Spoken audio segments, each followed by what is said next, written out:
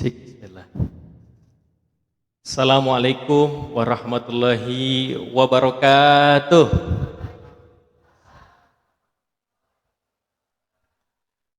Yang jawab salam mudah-mudahan menjadi ahli surga. Yang bilang amin mudah-mudahan anak keturunannya soleh solehah. Kalau aminnya kompak mudah-mudahan rezekinya berlimpah berkah. Aminnya yang paling kencang mudah-mudahan bisa pergi ke Mekah Madinah.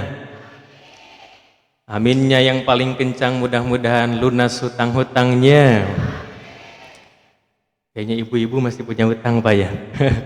Ketahuan masih kencang suaranya. Masya Allah. Alhamdulillah wassalatu wassalamu ala rasulillah wa ala alihi wa sahbihi wa mawala. Inna nahnu nazalna dzikra wa inna lahu lahafidun. Segala puji bagi Allah, dialah Allah yang menjadikan malam menjadi siang, siang menjadi malam, menghidupkan yang mati dan mematikan yang hidup. Maha benar Allah dengan segala firman-Nya. Salawat dan salam kepada Nabi kita sebagai suri teladan umat manusia, bahkan beliau disebut manusia berakhlak Al-Quran. Habibana wa nabiyana wa maulana Muhammad sallallahu alaihi wasallam. Yang kita berharap ingin senantiasa diaku sebagai umatnya dan kelak mendapatkan syafaat darinya. Amin ya Allah ya Rabbal Alamin. Saya ucapkan terima kasih kepada seluruh keluarga besar Saiskul, dari mulai ketua yayasan, Pak Sandi beserta pengurus, dan juga para guru, dan terkhusus kepada ayahanda dan ibunda yang hadir sama-sama di tempat ini. Mudah-mudahan senantiasa Allah jaga kita, selamatkan kita, dan bahagia dunia akhirat. Amin ya Allah ya Rabbal Alamin. Dan juga di sini sebenarnya saya nggak bisa lihat ibu-ibu ya, tapi terdengar suaranya. Tapi ibu bisa lihat saya Bu? Oh, alhamdulillah gitu ya. Suaranya luar biasa, semangat Bu ya kalau ibu-ibu ini.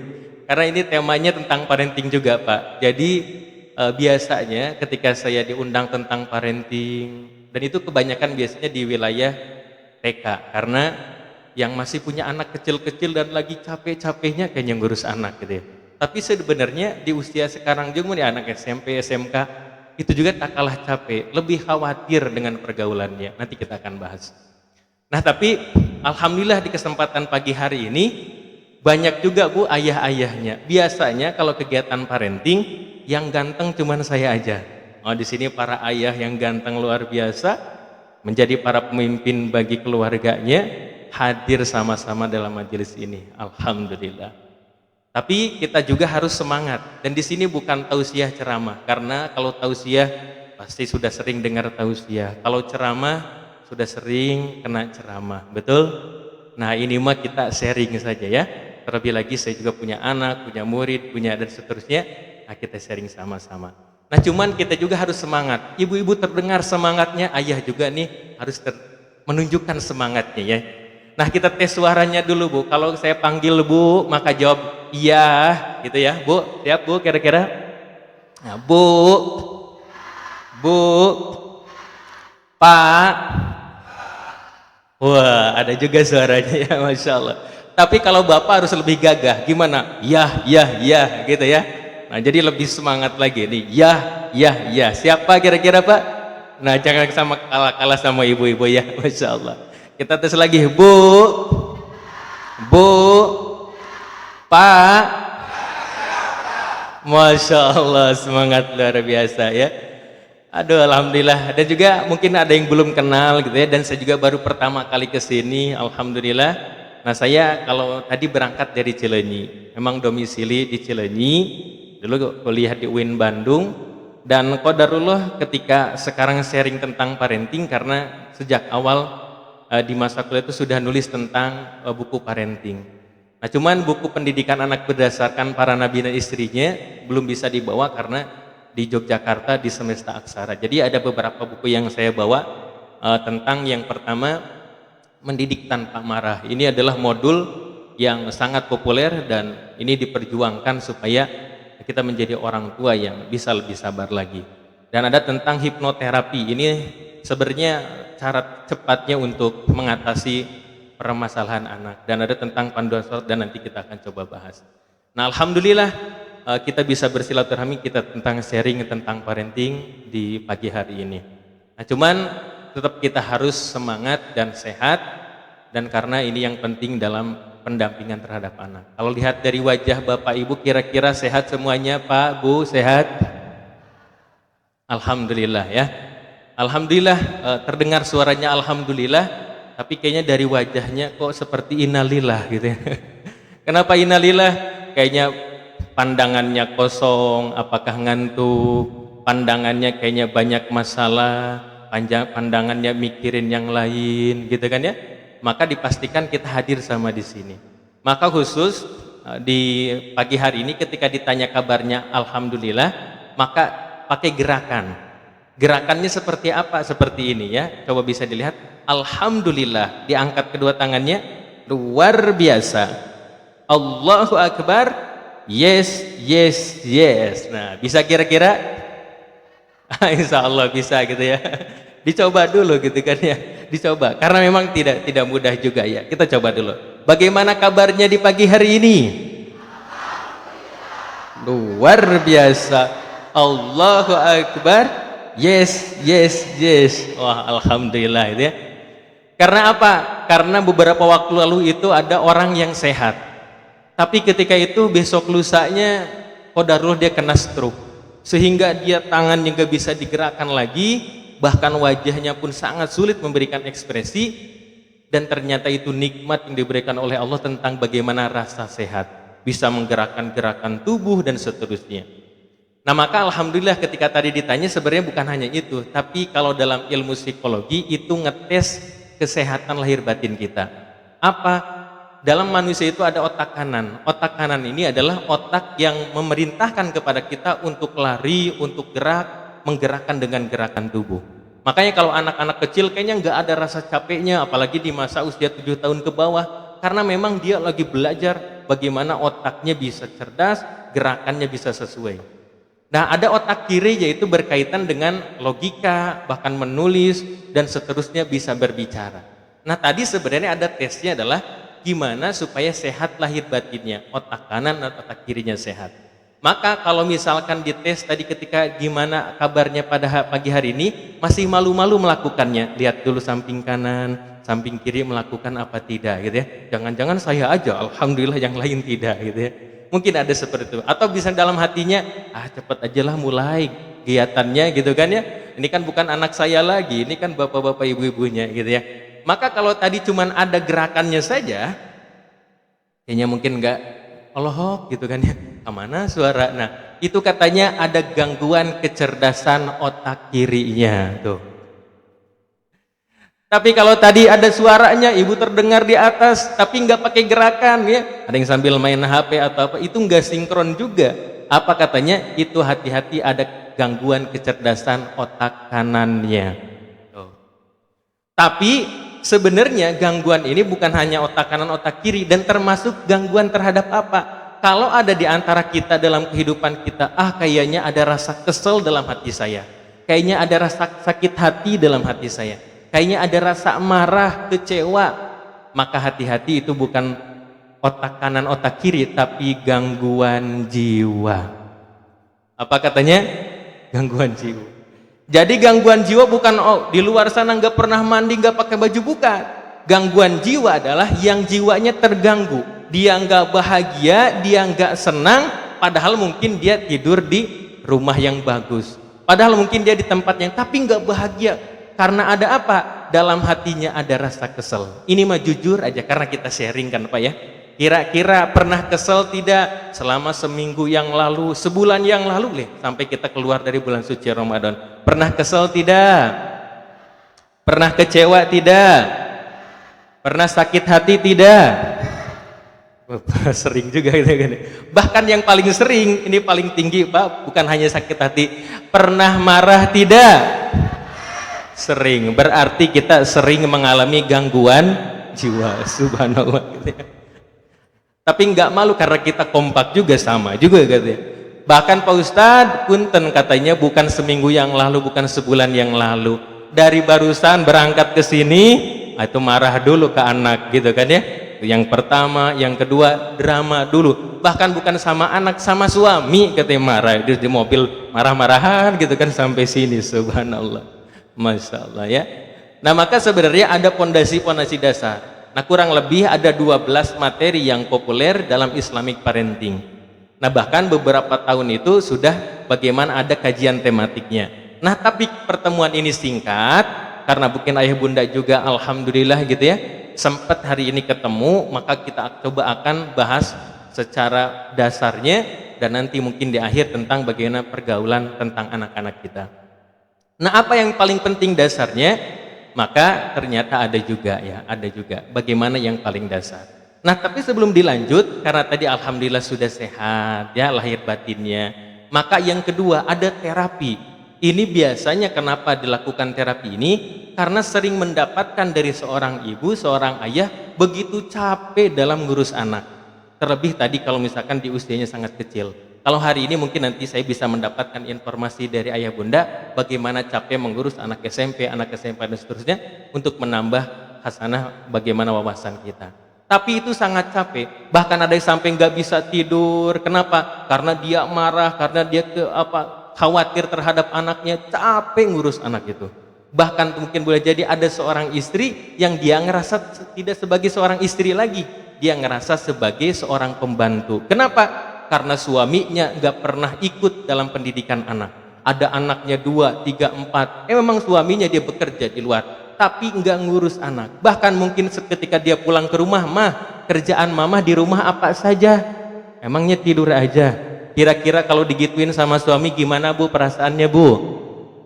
Sakit hati, kesel gitu. Padahal dia sudah ngurus rumah dari apa? Dari depan sampai belakang, dari jam 3 subuh dia udah bangun, dia siapin makanan, dia cuci piring, dia cuci pakaian, dia antar anak ke sekolah, dia layani suami, dia bagaimana perlakukan anaknya. Tapi pas pulang dimarahi sama suaminya. Akhirnya capek, bahkan ada yang stres. Terlebih lagi ketika misalkan suaminya tidak bantu pendidikan anak, bahkan mungkin dimarahi sama suaminya, bahkan mungkin ditinggalkan, bahkan ada yang tidak bertanggung jawab. Akhirnya ada kasus kenapa seorang ibu yang rela yang tega meracun anaknya supaya dia meninggal dunia. Nauzubillah. Bahkan ada kasus ternyata anaknya digantung dan dia tulis surat karena kesel ke suaminya, lampiaskanlah kepada anaknya.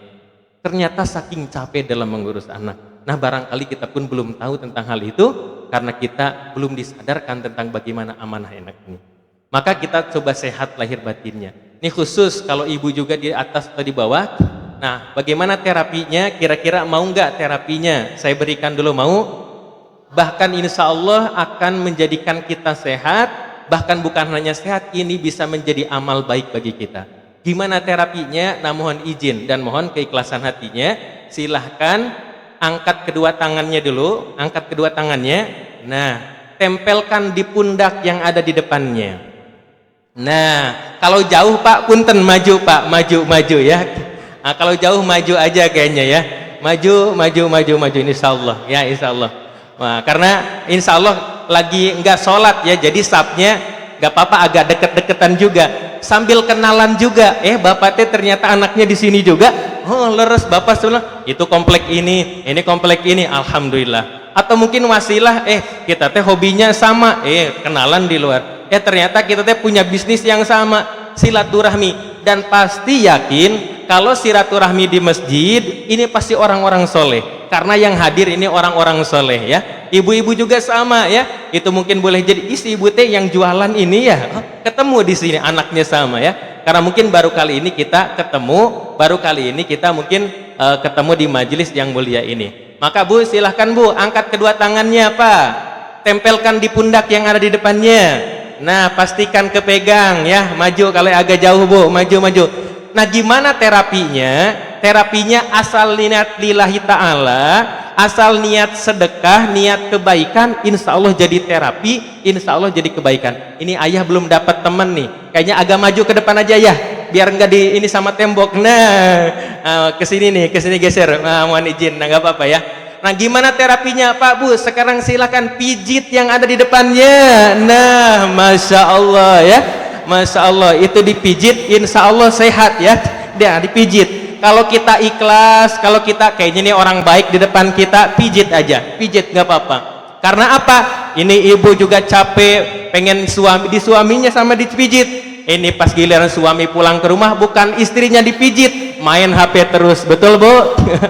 Atau bapak juga, aduh pulang kerja capek, ini pengennya dimuliakan, dimanja, pengen mungkin mandi air anget, siapin makan, bahkan dipijit, tapi pulang ke rumah bukannya dipijit sama istri, dimarahin sama istrinya. Bapak kemana aja, telat pulangnya gitu kan ya. Mungkin boleh jadi capek, di rumah nggak ada yang pengertian di kita, datang ke majelis, dipijit sama orang di belakang kita. Nah biar berkah sambil doakan, ya Allah jadikan orang yang kupijit sehat lahir batinnya, amin. Anak keturunannya soleh soleha, jauhkan dari segala mara bahaya. Nah ini dalam kepala manusia banyak saraf-sarafnya, bahkan ada titik-titik akupuntur. Nah silahkan pijit kepala yang ada di depannya, pijit aja Pak, pijit, nggak apa-apa, insya Allah nggak bakal marah. Nah, apalagi kalau bapak-bapak langsung jadi teman, langsung jadi CS ya. Masya Allah.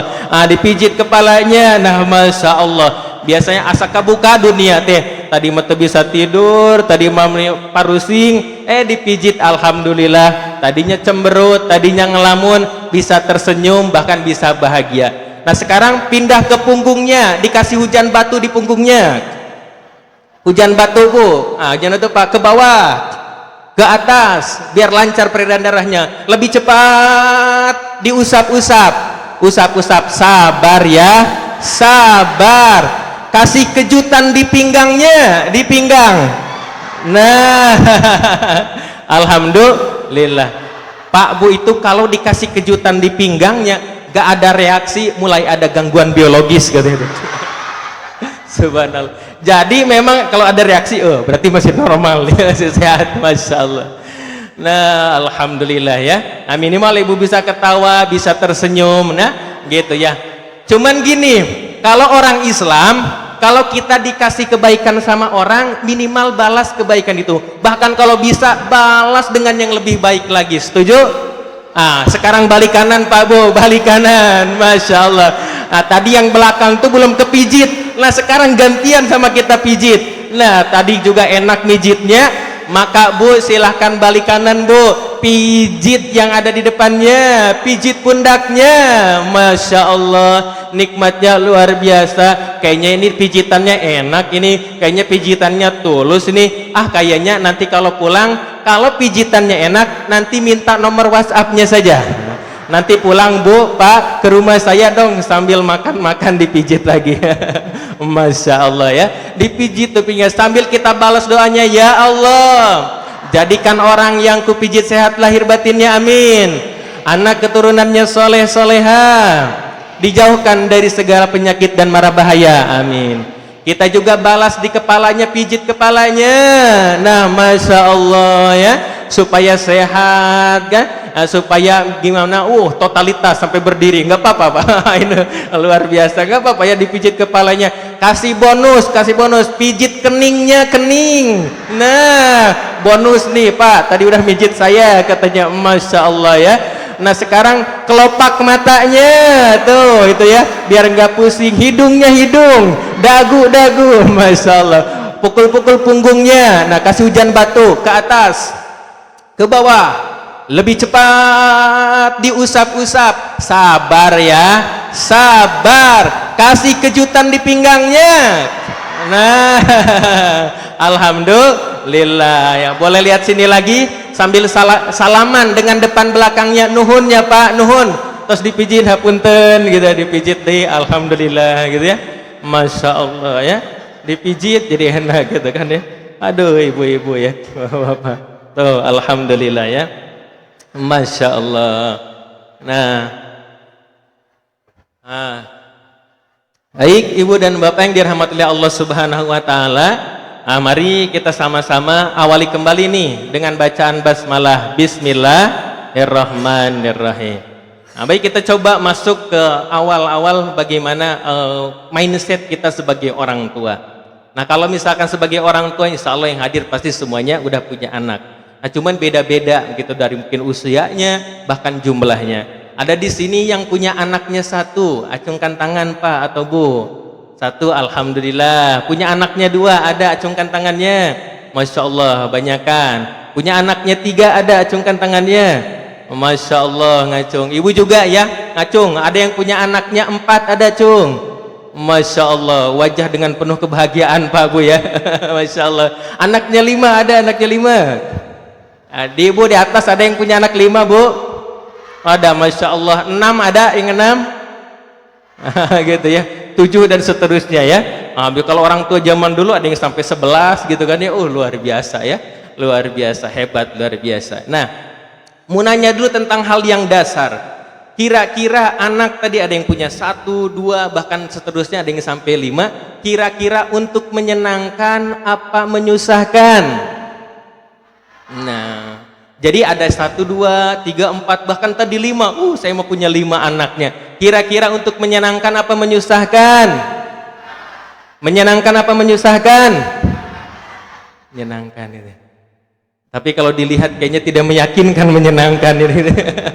Masya Allah. Ibu-ibu tadi semangat menyenangkan, semangat bapak-bapak juga ada yang berkata menyenangkan. Tapi saya melihat masih ada wajah-wajah kayaknya ini menyenangkan atau tidak gitu ya.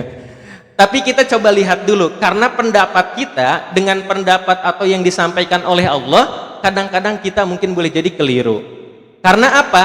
Karena ternyata kita tuh kenapa pengen menyenangkan gitu kan ya. Tapi kalau misalkan dilihat dari kenyataannya, yang saya dapatkan ternyata tidak semuanya itu anak menyenangkan. Bahkan salah persepsi, kita pengennya anak menyenangkan, tapi ternyata kenyataannya tidak. Oke lah, tadi alhamdulillah serempak semuanya menyenangkan. Berarti ayah dan bunda kira-kira suka marah tidak? Suka. Aku aneh. Katanya menyenangkan tapi masih marah-marah gitu ya. Berarti ini ada yang disembunyikan. Kalau misalkan menyenangkan, seharusnya kan kalau senang itu bukan marah, tapi bahagia, tersenyum. Berarti ini ada yang salah. Kita tiap hari marah, tapi menurut kita anak ini menyenangkan. Lalu seperti apa? Nah, ternyata manusia itu kadang-kadang ada yang disembunyikan. Terlebih lagi kalau seorang ibu, seorang perempuan, seorang istri itu paling pandai menutup aibnya. Dia paling pandai menutup permasalahannya. Nggak pengen orang lain tahu. Bahkan kalau dilihat di ibu-ibu ada yang pakai make up supaya tidak terlihat bagaimana dia kerutan wajahnya, supaya terlihat rasa capeknya. Dia pakai lipstik, dia pakai pakaian-pakaian yang lain supaya terlihat bahagia. Padahal mungkin sebenarnya hatinya dia rapuh, padahal mungkin sebenarnya hatinya sedih, bahkan ada yang berputus asa. Betul Bu? Betul katanya Pak. Jangan-jangan kita jarang juga nanya ini ke ibunya gitu ya. Subhanallah, dia pandai menyembunyikan masalah, dia simpan sendiri, bahkan mungkin sampai urusan anak, dia simpan permasalahannya sendiri. Kenapa? Karena nggak ada orang yang tahu, bahkan mungkin tetangganya, bahkan mertua seterusnya, dia simpan sendiri. Bahkan suaminya pun bahkan dia mungkin tutupi supaya dia dia merasa bahagia. Akhirnya apa? Kenapa kita tadi anaknya menyenangkan, tapi ternyata menyebutkan menyenangkan, padahal mungkin kenyataannya menyusahkan. Kalau kita lihat dari mungkin sejak kecil, bahkan dari mengandung sampai ada anak yang sudah menikah, itu ketika saya telusuri banyak permasalahannya, bahkan ternyata muncul kalimat ternyata bukan untuk menyenangkan. Kita lihat dulu, karena ayah bunda udah berkata menyenangkan, apakah benar pendapat itu atau tidak. Kita coba lihat dulu, kita dari fakta dulu, sebelum nanti mungkin bagaimana Al-Quran menyampaikan kepada kita. Dari mulai mengandung, ini ibu-ibu yang merasakan. Bapak-bapak mau mungkin boleh jadi subhanallah gitu ya, tidak merasakan itu. Ini ibu-ibu dari mulai 3 bulan, 4 bulan, ini ibu-ibu ketika itu ada rasa ngidam. Nah, cek orang ini kalau orang Sunda menyiram gitu ya, ngidam. Bahkan ibu-ibu ketika dulu makan enak, udah usia segitu, itu makannya jadi tak enak. Mau tidur jadi tak nyenyak. Bahkan ketika mencium hal-hal yang tidak enak jadi bau, muntah-muntah dia. Bahkan ketika dia ada ngidam seperti itu, aneh-aneh, Pak tolong belikan Pak, saya pengen sekali bakso, tapi baksonya yang ada di Yogyakarta. Tuh subhanallah, kapan beliinnya? Sekarang juga gitu kan ya. Subhanallah, kira-kira masa itu menyenangkan apa menyusahkan? Nah, katanya menyenangkan gitu ya. Subhanallah. Mungkin gak apa-apa lah, ini menyenangkan, ini anak pertama saya sudah tunggu-tunggu, ini pokoknya saya menyenangkan, dinikmatin saja. Akhirnya itu usia kandungan semakin besar, itu ibu yang dulu tadinya mungkin badannya bagus sekarang berubah, ada di jalan-jalannya susah, mau tidur ke kanan susah, mau tidur terlentang engap, mau ternyata kebalik itu anaknya kegencet gitu kan ya. Subhanallah. Kira-kira masa itu untuk menyenangkan apa menyusahkan? Menyenangkan gitu kan ya.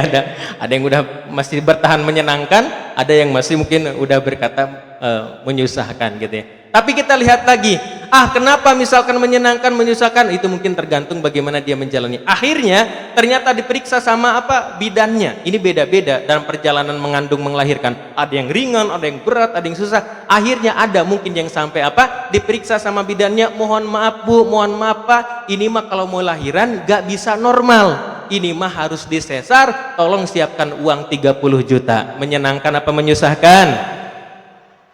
Ibunya menyenangkan, ini bapaknya kata ibunya nggak apa-apa lah suami saya banyak uang, suami saja lagi nyari uang seterusnya, menyenangkan aja, dinikmati. Akhirnya anaknya lahir, ketika anaknya lahir itu mulai dia kerondang-kerondang, lari-lari ke sana kemari, cuman nggak bisa lepas dari ibu. Ibunya ke kamar mandi, dibawa ikut ke kamar mandi. Ibunya mau makan, anaknya pipis. Ibunya mau makan, anaknya pup. Jadi nggak tahu ini makan ambil apa dulu gitu kan ya. Saking ternyata repotnya, pipis di mana saja, pup di mana saja. Ketika itu menyenangkan apa menyusahkan?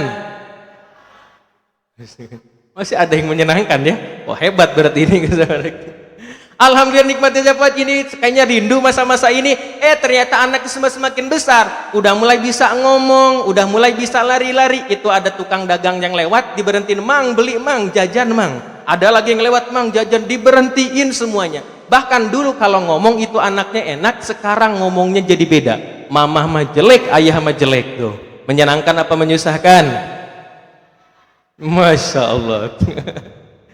Kayaknya ibu mah sabarnya hebat gitu ya, menyenangkan lah apa enak saya. Akhirnya apa? Akhirnya anak sudah semakin gede, SMP, saya masukin kemana ya? SD saya masukkan kemana? Ada mungkin sekolah yang sangat mahal, nggak apa-apa lah demi anak saya supaya bisa hebat dan mungkin bisa soleh dan soleh. Dikeluarkan itu uangnya yang banyak seterusnya. Ketika dalam perjalanannya itu teman SMP-nya pada bawa motor, pada bawa HP, pulang ke rumah ngamuk-ngamuk mah beliin HP, beliin motor. Menyenangkan apa menyusahkan? Alhamdulillah ada seneng cina banyak uang ini gitu kan, beliin aja lah motor nggak seberapa mungkin. Tapi bagi mungkin kita aduh gimana ya ini pas-pasan, jangankan motor ini bapak mas satu juga ini nggak habis-habis dari dulu kan, ini satu juga nggak keurus, apalagi beliin kamu motor, beliin. Akhirnya ada ternyata naik lagi, anak saya mah SMK, anak saya mah SMA, ternyata beda lagi ujian dan cobaan. Apa yang dia lakukan? Ternyata dari malam sampai subuh dilihat lagi ngapain, lagi main HP, lagi bergadang, lagi game. Bahkan ada anaknya kemana yang nggak pulang-pulang, si Atu nggak pulang-pulang, ditungguin sampai kemana pengen pulangnya, sampai mungkin boleh jadi larut malam, besok lusa kemana ini anak tuh. Menyenangkan apa menyusahkan? Subhanallah. Anak saya mah alhamdulillah ada yang udah lulus SMA, SMP, akhirnya beda ujiannya ketika dia kuliah. Ku kuliahkan kau biar benar tuh ke Jakarta, tuh ke Surabaya, diterima di mana? Ada yang mungkin luar kota di mana-mana. Akhirnya ternyata dia lulus kuliah, dikuliahkan biar benar. Bukannya kuliah yang benar, malah pacaran. Dia pulang ke rumah, Pak, ini saya bawa pacar saya dan saya pengen nikah, tolong biayai saya mau nikah. Menyenangkan apa menyusahkan? Kata ayah kurang ajar, kau kuliahkan kau malah pacaran bawa anak orang. Akhirnya bapak gimana lagi pusing, ya sudah kunikahkan, ku modalin supaya kau bener. Akhirnya dinikahkan itu anak ibu anak bapak, nikahlah mereka. Ternyata punya anak, itu anak berarti bapak punya cucu, ibu punya cucu. Anaknya bekerja dua-duanya, anaknya dititip ke ibu ke bapak. Menyenangkan apa menyusahkan? Menyusahkan. Dititipkan ya ngasuh incu gitu kan ya. Alhamdulillah senang hiji incu nak ya dua ya tilu gitu kan, unggal poe seterusnya. Subhanallah. Ternyata ada di luar sana memang tidak semenyenangkan itu dalam mendidik anak, ada ujian dan cobaannya.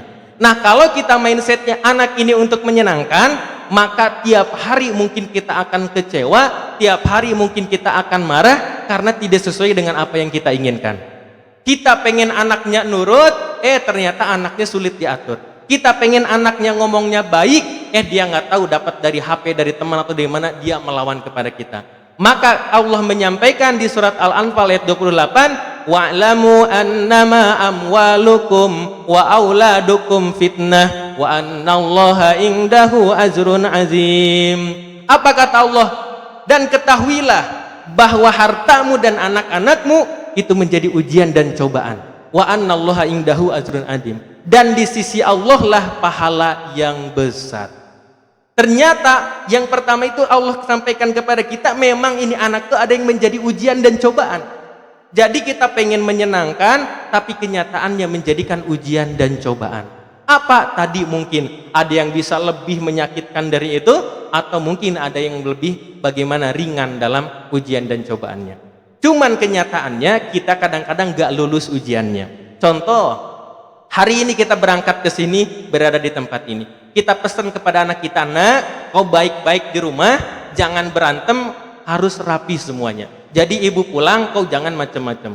Pas ternyata kita pulang, itu anak lagi berantem, rumah ternyata berantakan di mana-mana. Kira-kira marah apa sabar? Jadi marah apa sabar? Marah apa sabar? Jujur.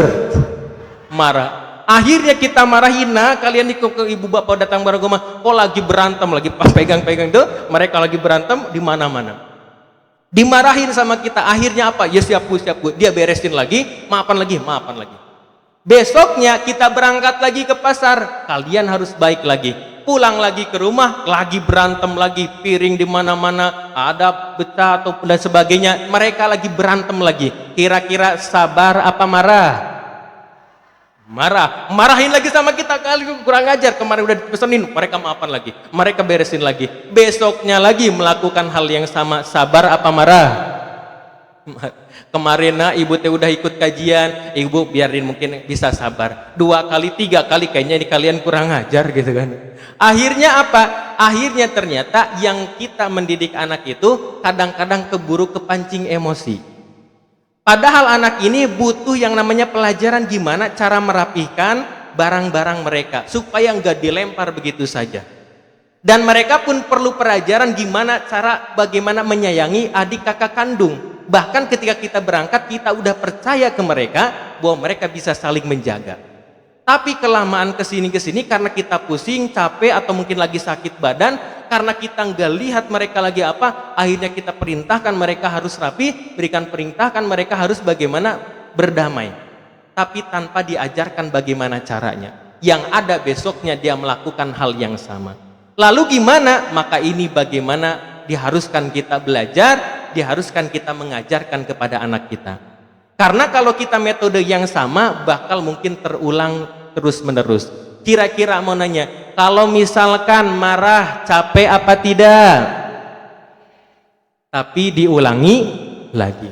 Kira-kira kalau marah menyesal apa tidak?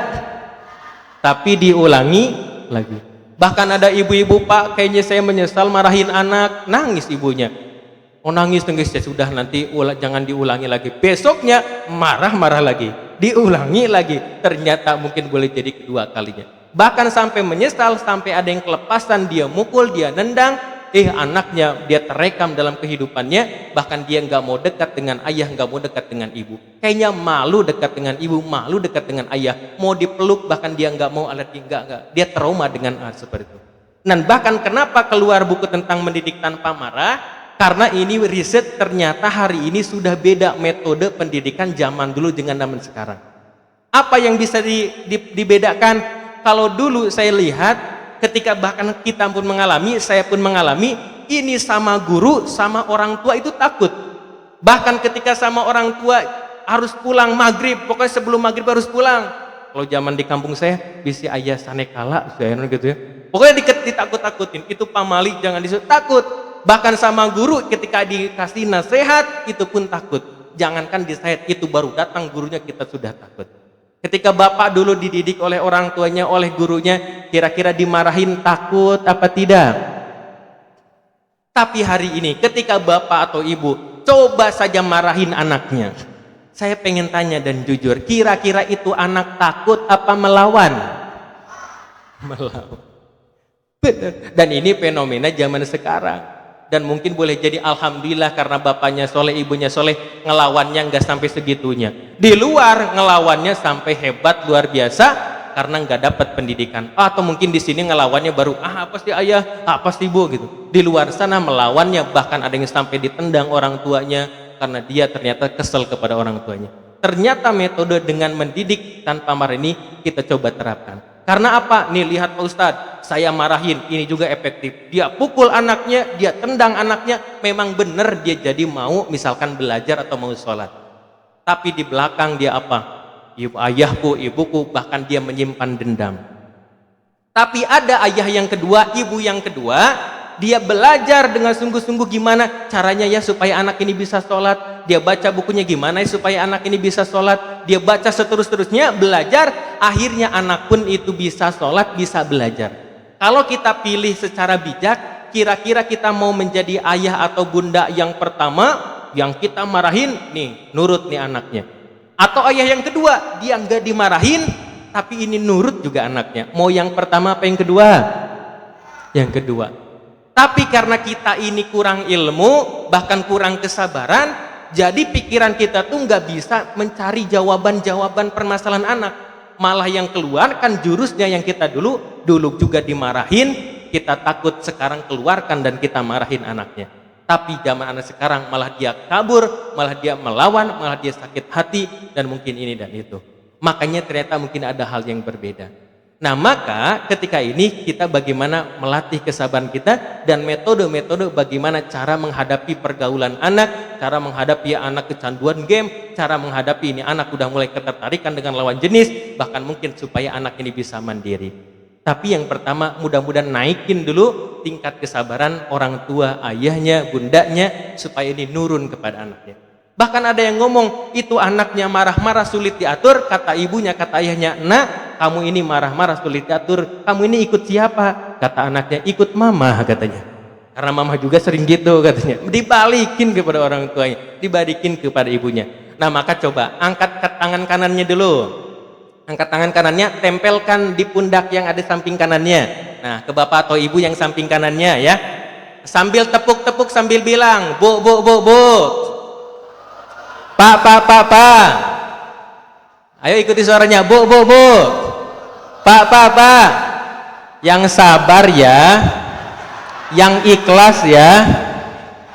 Jangan marah-marah. Biar tidak cepat tua. Lebih sabar lagi agar anaknya jadi sabar juga. Siap kira-kira?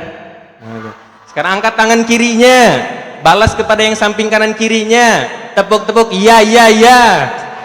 Insya Allah lebih sabar lagi, lebih ikhlas lagi.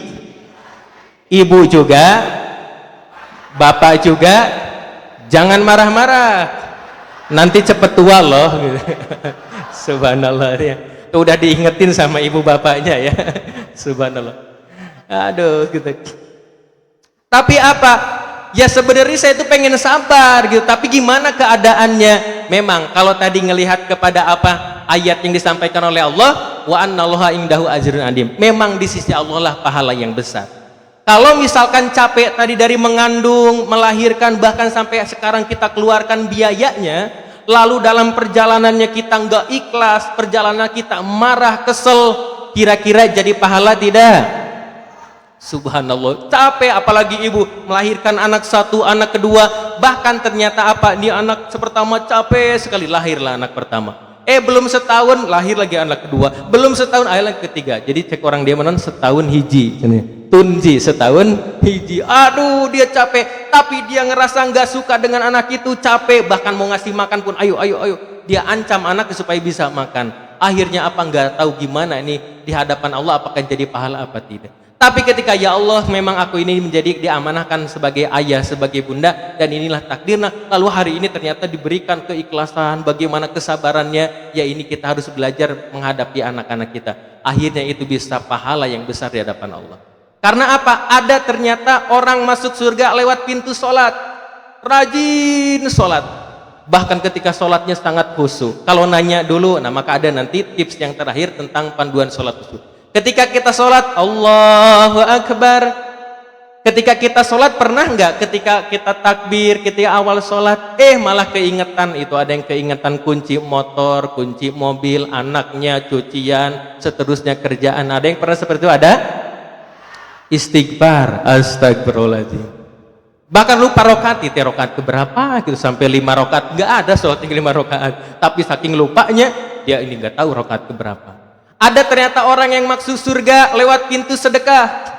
Lihat ternyata ada sedekah, dia dimasukin sedekah-sedekah. Tapi kalau jujur-jujur kepada kita, di saku kanan kita ada uang 100.000, di saku kiri kita ada uang 5.000, yang dimasukkan yang 100.000 apa 5.000? 5.000, ada yang bagus, ada yang jelek. Yang bagus apa yang jelek? Yang jelek, subhanallah. Nah, ini kebetulan ada kotak sedekah tuh dari Support Dakwah Indonesia untuk mendukung Kedikaian Safari Dakwah, nama enggak ya. Nah, sambil doa, sambil punya hajat, mangga disilakan diedarkan, Bapak. Ada ternyata orang masuk surga lewat pintu puasa. Ada orang masuk surga karena dia penghafal Quran, dia punya pondok pesantren, ada wasilah-wasilahnya. Nah, kita gimana nih, sedekah aja atau seterusnya kadang sulit. Nah, maka ada kesempatan kita masuk surga. Selain ketika kita udah taat kepada Allah dan Rasulnya, ada kesempatan kita punya anak, kita bimbing dia, kita besarkan mereka, kita bagaimana jaga, bahkan sukseskan, bahkan anak yang jadi soleh dan soleha, itu bisa menjadi wasilah masuk surga. Amin ya Allah ya Rabbal. Kalau kitanya sabar, kalau kitanya ikhlas. Karena apa? Nah, ini masuk ke materi anakku investasi akhiratku. Ada anak diberikan apa? Ada anak dikasih makan, jadi pahala tidak? Anaknya ternyata dia haus, dikasih minum sama orang tuanya, jadi pahala tidak? Anaknya ternyata butuh, mas saya ini butuh pakaian, butuh baju koko, baju kopiah dan seterusnya, jadi pahala tidak? Jadi pahala. Bahkan sampai anak ini panjang rambutnya, dicukur, itu uangnya dari bapak, itu uangnya dari ibu, itu jadi pahala. Itu anaknya ternyata giginya supaya bersih, diberikan pasta gigi, diberikan supaya bersih, itu jadi pahala. Akhirnya ternyata segala sesuatunya diberikan kepada anak, dan ikhlas lillahi ta'ala, ini perjuangannya buat anak, menjadi pahala. Maka hari ini ketika memang ada yang diuji dan kita tetap ikhlas, akan menjadikan pahala di hadapan Allah Subhanahu wa ta'ala, dan pahalanya besar sehingga surga diberikan kepada siapa yang mampu mengurus anaknya, bahkan sampai membesarkan anaknya menjadi soleh-soleha. Nah, ketika terus diperjuangkan dan akhirnya bapak ibu nggak kuat misalkan, karena apa? Saking nggak ada yang nguatin, nggak ada sharing parenting, nggak ada tempat ngobrolnya, nggak kuat kayaknya terhadap anak, kayaknya saya menyerah dengan ujian ini. Akhirnya apa? Akhirnya Allah menjawab misalkan, wahai hamba Allah, ya sudah kalau kau nggak mau diuji lagi sama anakmu, ya sudah anakmu aku ambil lagi. Aku matikan saja anaknya supaya meninggal dunia, biar nggak ada yang jadi ujian dan cobaan. Mau tidak kira-kira? Tidak. Tapi kalau itu jadi ujian, mau tidak? Subhanallah. Kadang-kadang kita dikasih ujian marah, pas diambil nggak mau, ya Allah jangan ini anak saya, gimana pun ini anak saya. Makanya kata Allah, gimana dikasih ujian nggak mau, diambil juga nggak mau gitu ya. Terus apa pengennya? Ya pengen ya Allah anak saya menjadi penyenang hati, anak saya soleh-soleha. Amin ya Allah ya Rabbal alamin. Dikasih anak 1, 2, 3 dan seterusnya menjadi soleh, maka menjadi penyenang hati. Lalu gimana? Memang nih saya nih memang mungkin boleh jadi harus belajar lagi.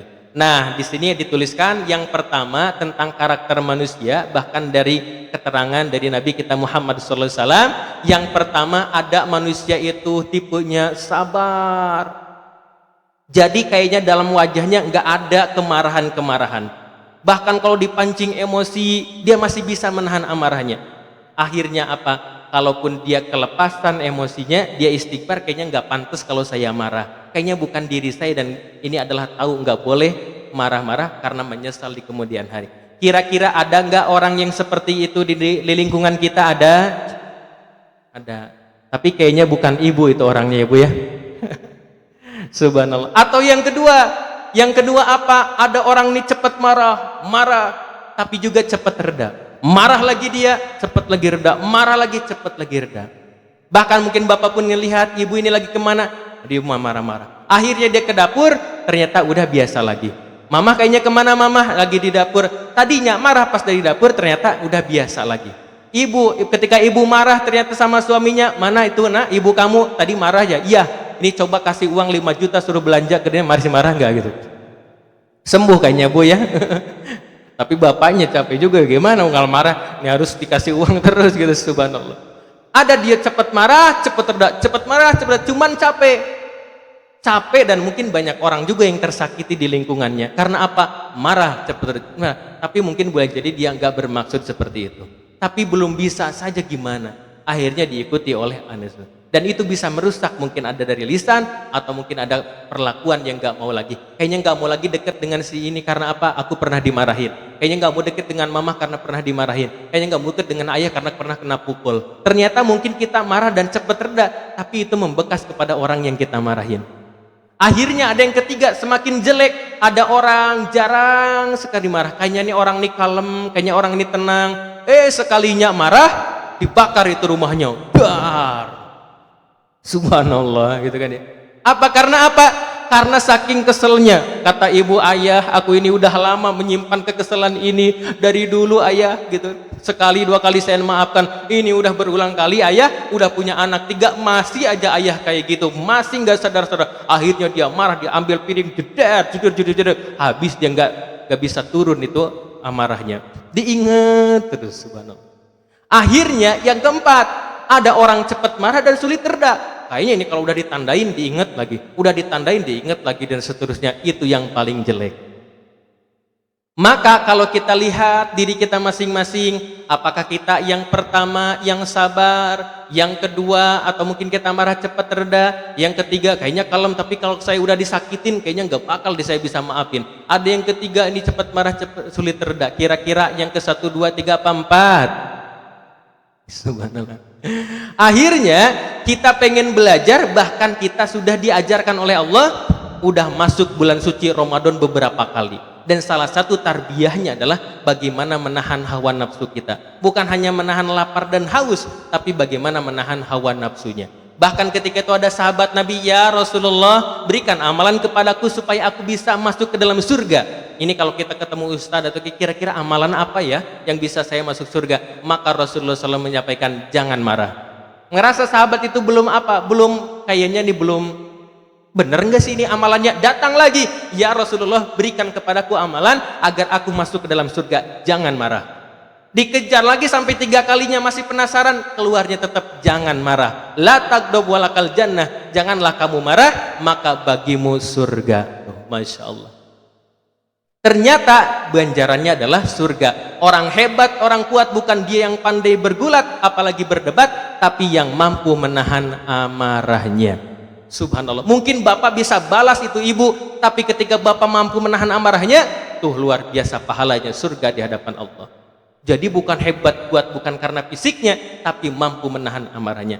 Nah kalau Rasulullah SAW bukan yang pertama lagi, tapi yang paling utama. Apa yang paling utama? Maka Rasulullah SAW itu sampai memerah wajahnya menahan amarahnya. Jadi nggak pernah marah, tapi kalaupun ada rasa kesel, ada rasa kemarahan ditahan. Bahkan ada sampai riwayat itu memerah wajahnya saking nahan amarahnya. Jadi rekomendasi sebenarnya daripada marah mending menahan amarah. Tapi gimana Pak Ustadz kalau misalkan menahan amarah? Pernah dengar juga yang namanya ada penyakit apa? Serangan jantung, diabetes, kolesterol dan seterusnya. Pernah dengar seperti itu? Pernah? Jadi saya mah harus marah biar kekesalan saya hilang gitu kan. Cuman orang lain sakit hati. Nah apa yang terjadi? Nah ternyata Rasulullah SAW dalam riwayatnya nggak pernah ada penyakit-penyakit yang seperti itu.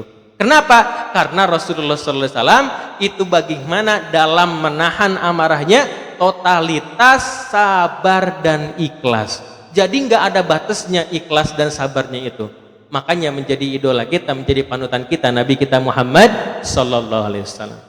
Bahkan ada kisah ketika itu apa? Rasulullah SAW pernah berangkat ke masjid, tiba-tiba di perjalanan ada yang ngeludahin. Ketika misalkan bapak berangkat ke masjid, di jalan ada yang ngeludahin, kira-kira mau diapain orangnya Pak? Kalau misalkan ibu, saya mau ke majlis talim dulu ya Pak, berangkatlah ibu, udah cantik, udah bagus. Di jalan itu ada yang ngeludahin ibu, kira-kira mau diapain Bu? Marahin. Akhirnya kayaknya nih masih bisa sabar nih. Ini memang orang gila aja kayaknya dia ngeludahin saya gitu kan ya. Maka Pak Ustadz sabar aja lah, biarin nanti juga. Akhirnya apa? Besoknya lagi Pak, bapak ke masjid di tempat yang sama, ibu berangkat majlis di tempat yang sama, diludahin lagi. Mau diapain lagi tuh orangnya? Tempat yang sama, orang yang sama, mau diapain kira-kira? 2 kali, ya Allah, gimana? Ayo kita kumpulkan Pak, ludah seember, kita balas tuh ludahnya gitu kan ya, subhanallah. Sampai ketiga kalinya melakukan hal yang sama. Kalau kita memang udah kesel, memang ini orangnya orang gila, ngapain gitu kan ya. Atau kita laporin Pak RT baru ini, orang ini gak suka kepada saya, kita coba laporkan dan seterusnya. Ini ketika itu Rasulullah SAW 2 kali 3 kali, sampai berikutnya Rasulullah SAW gak ngebalas, tiba-tiba dikabarkan sakit itu orang yang ngeludahinnya.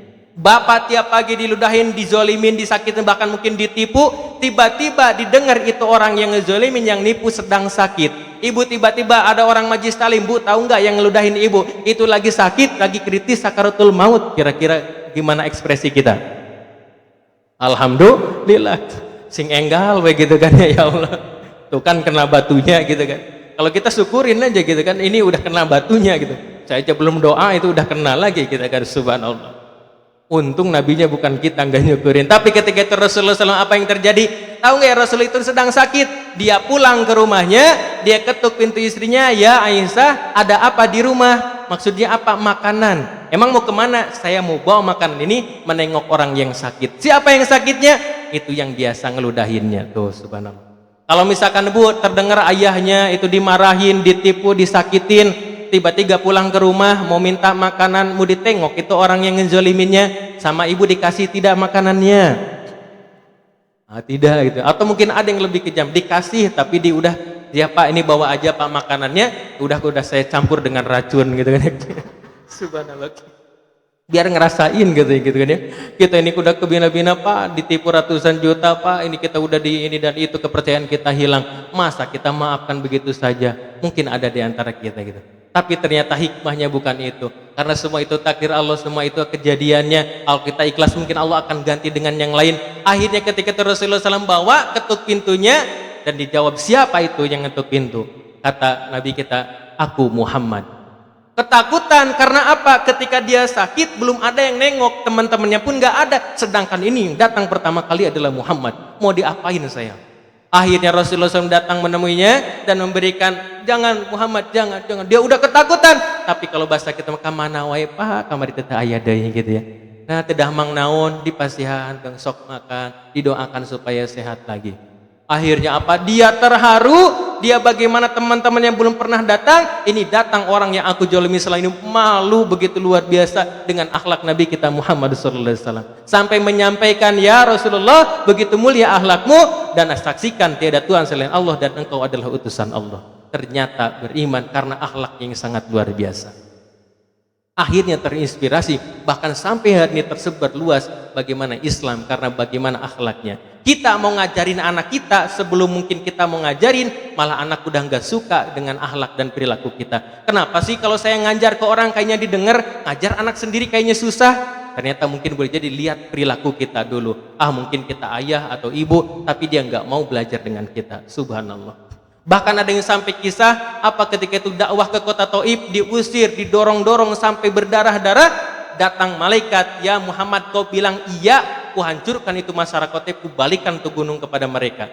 Apa kata Rasul? Jangan Jibril, jangan malaikat, itu jangan dihancurkan mereka.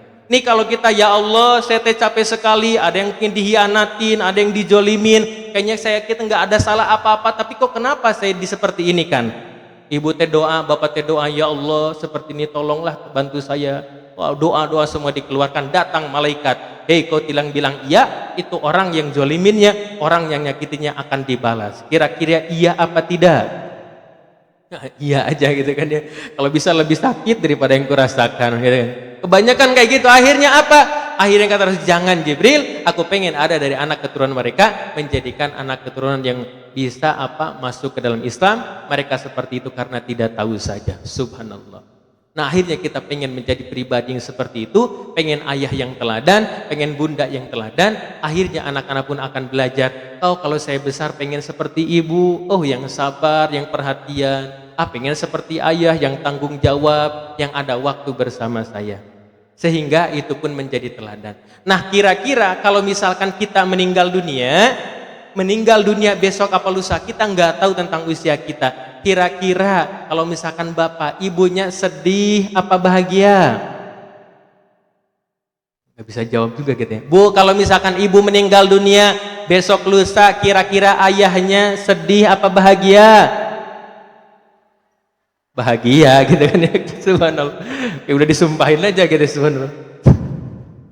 Dia udah ngelirik lagi yang lain besok lusanya gitu ya. Subhanallah. Tapi kalau misalkan kita merenung, oh iya ya, kira-kira sedih apa bahagia, kita pun nggak tahu. Karena berdasarkan penelitian, saya juga nulis tentang bagaimana keluarga sakinah, bagaimana tentang kebahagiaan keluarga yang dirangkum dengan beberapa metode. Ternyata hampir kebanyakan pasangan suami istri itu nggak tahu pasangannya bahagia apa tidak.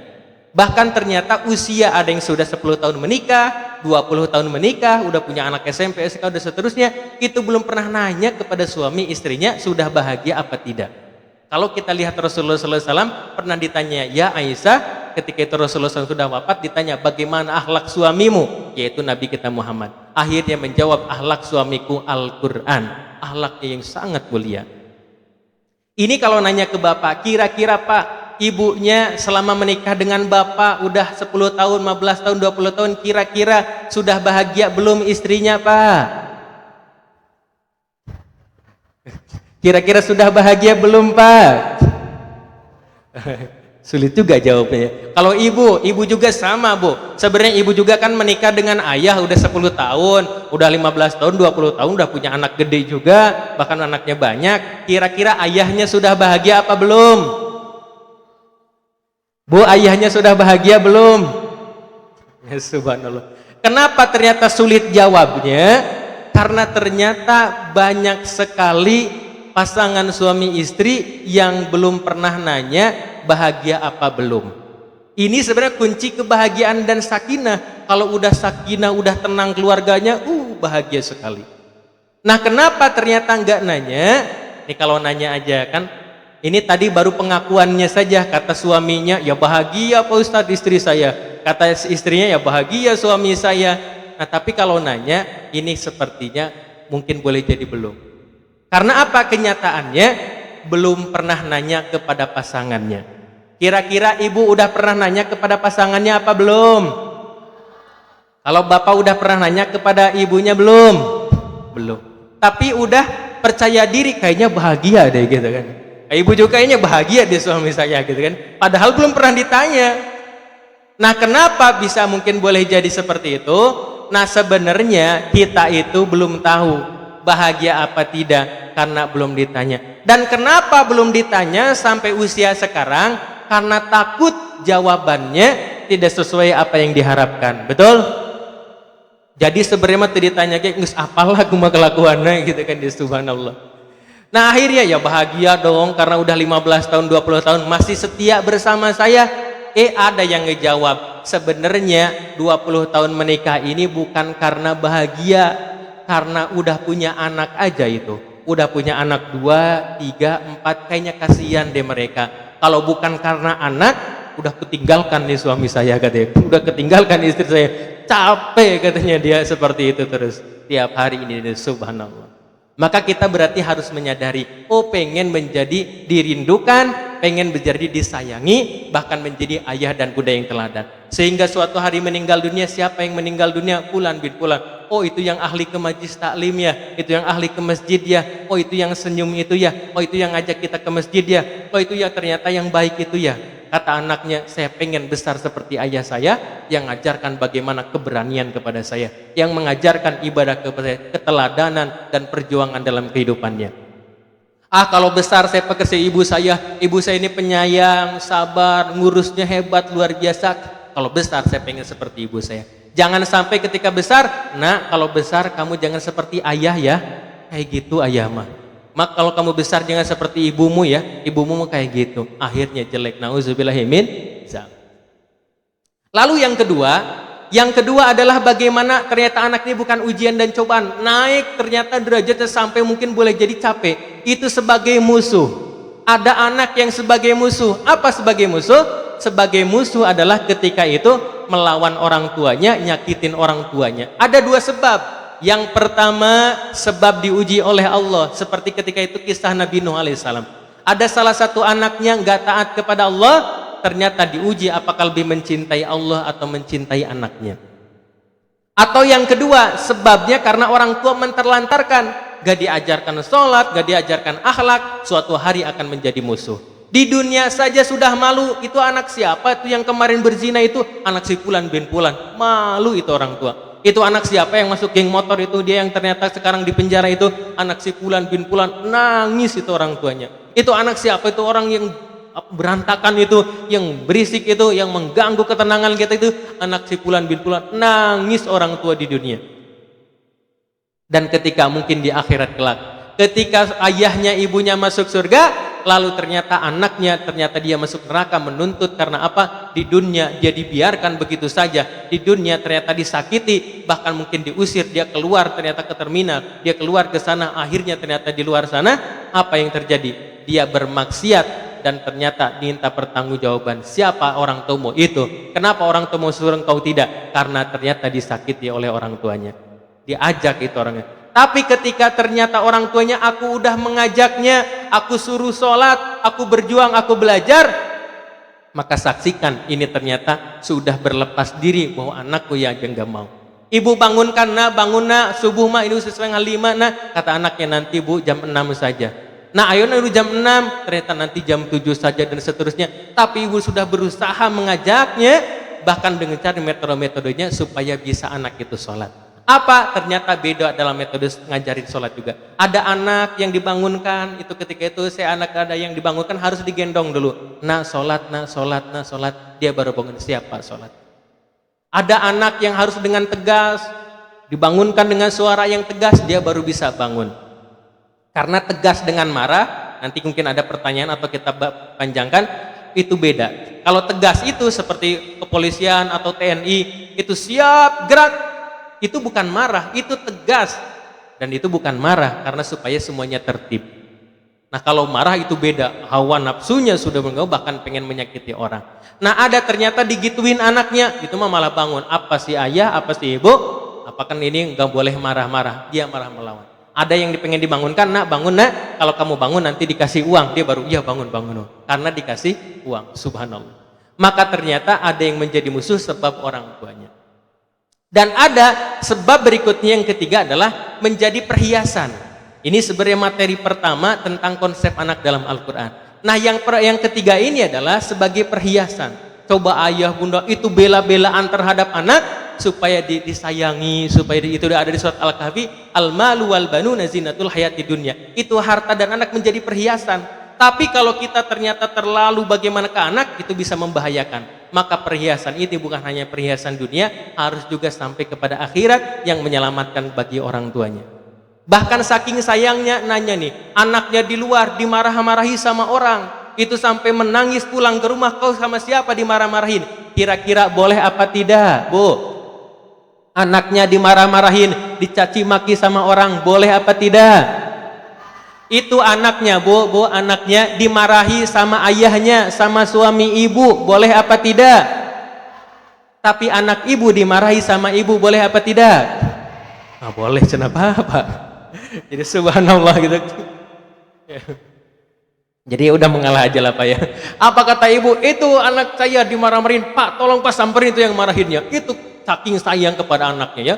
Akhirnya apa? Itu dimarahin sama ayahnya. Langsung ibunya datang, ayah marahin anaknya sampai segininya, dibelain sama ibunya.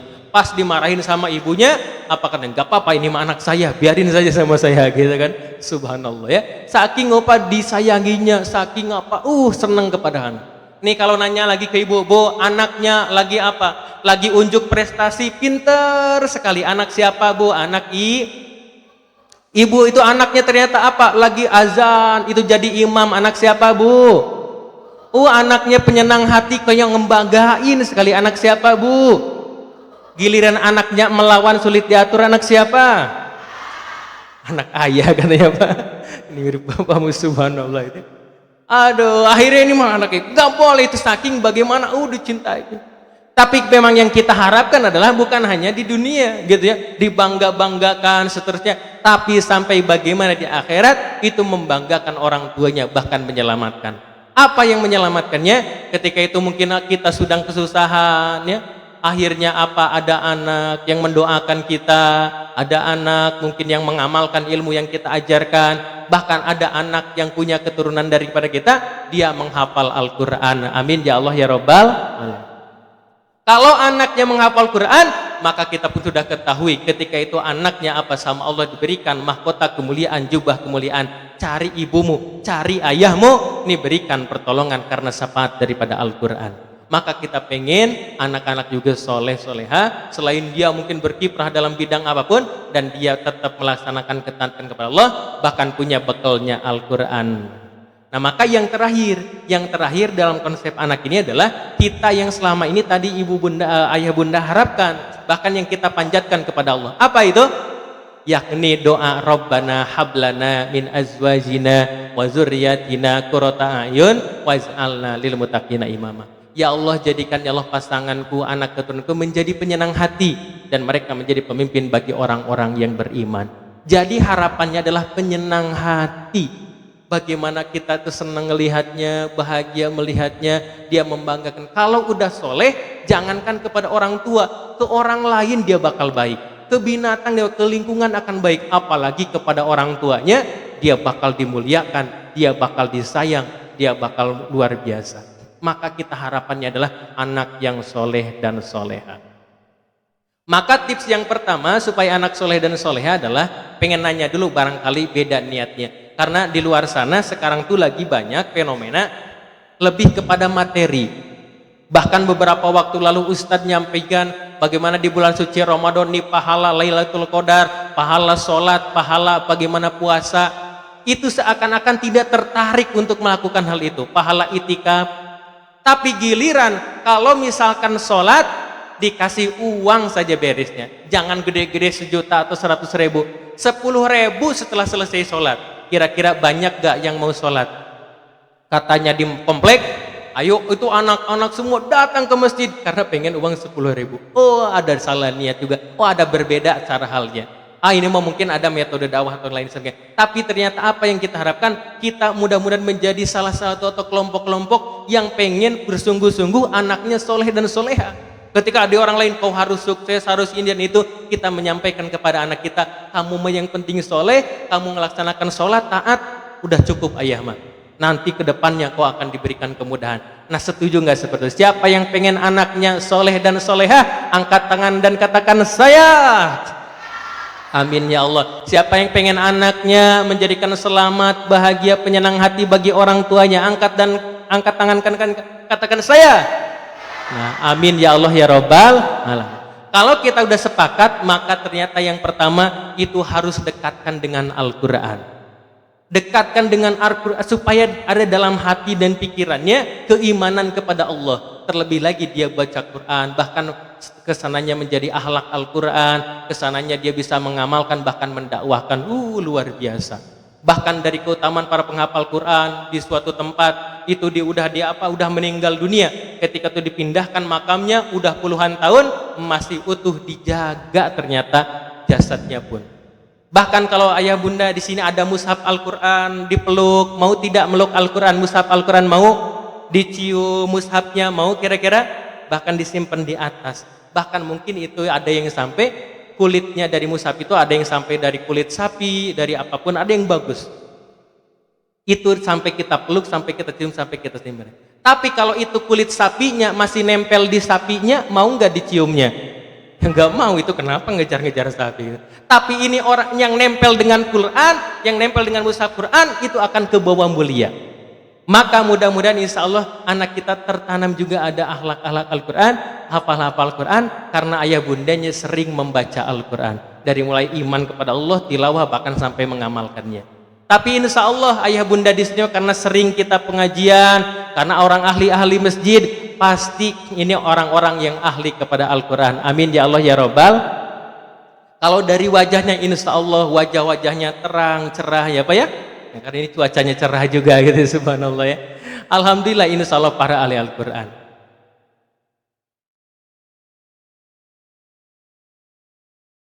Oke baik, 5 menit lagi ya, ada waktunya Oh iya, 5 menit lagi saya jawab. Oke, kita tuntaskan dulu ini. Tapi insya Allah di sini mah pasti ahli-ahli Al-Quran. Coba kita nanya dulu.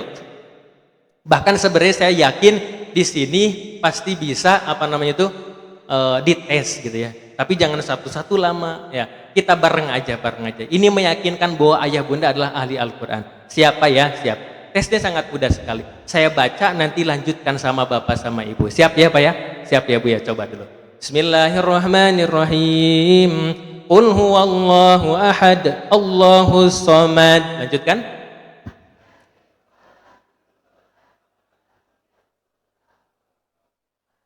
Masya Allah. Tuh bisa melanjutkan Pak Bu. Gimana kira-kira tuh? Hebat tuh.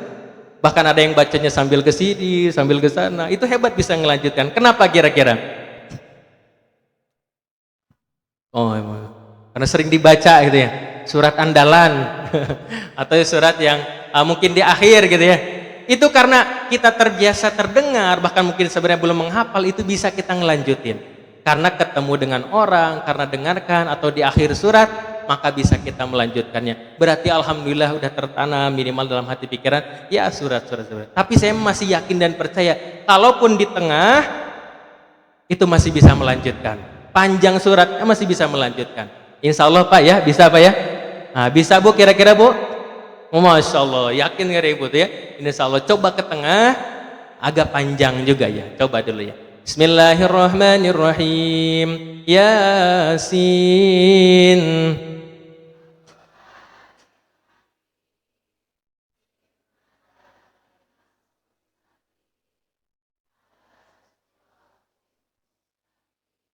Sadaqallahul azim. Masya Allah. Masya Allah. Insya Allah Bu sampai wa ilahi turja'un juga lanjut Ibu masih bisa ya. Hebat tuh. Kenapa itu di tengah dan agak panjang masih bisa melanjutkan? Kenapa kira-kira? Oh sering dibaca juga ya, benar Masya Allah ya. Sekali dites, alhamdulillah bisa. 2 kali dites bisa, meskipun di tengah ya. Nah Allah ini suka yang ganjil ya. Kalau misalkan yang ganjil yang ketiga lulus, berarti alhamdulillah lulus. Nah yang ketiga nih ya, siap ya Pak ya Bu ya.